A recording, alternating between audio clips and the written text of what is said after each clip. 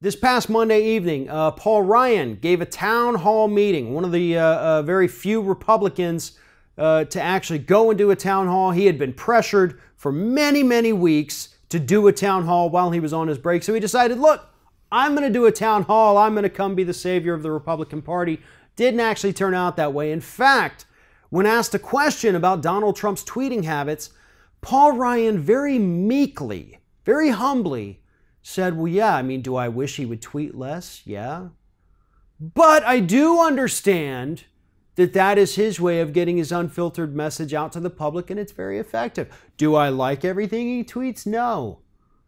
Paul Ryan gave this wishy-washy flip-flop of an answer that Donald Trump couldn't technically get mad at because he didn't really take a stance one way or another. The American public is tired of Donald Trump's constant insulting tweets. The tweets that get picked up by the media, the tweets that get picked up by overseas media. Hell, even Kim Jong-un is making fun of Donald Trump's Twitter habits, saying that he's tweeting out nonsense and gibberish. And Paul Ryan won't even take a stand against that?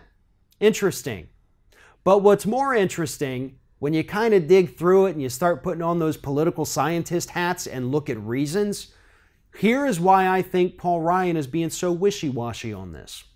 Paul Ryan understands that Republicans in Washington, D.C. are not willing to admit, or commit, I should say, to Donald Trump being the party's 2020 nominee. And if Donald Trump gets taken down by this Bob Mueller special prosecutor investigation, and that would give us President Pence, I doubt Pence would withstand a 2020 election, and therefore Republicans would be more apt to primary him. And Paul Ryan wants to be that guy.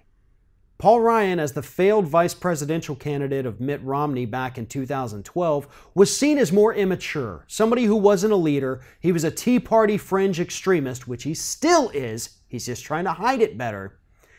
But he thinks he's polished himself up enough that he can speak to people. He's been on Twitter the last few days talking about how bad Donald Trump's speech was in Charlottesville.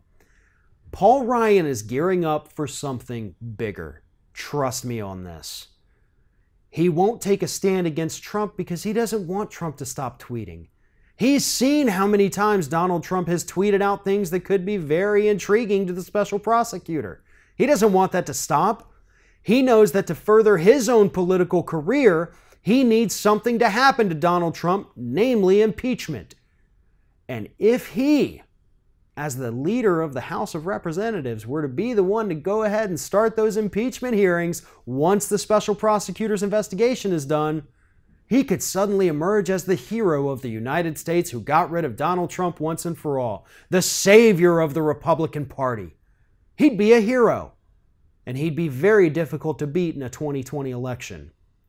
Paul Ryan understands that, and I guarantee you that that is the long game that Paul Ryan is playing here. And if the Democrats don't get their act together, 2020 could be the year that Paul Ryan becomes our next president.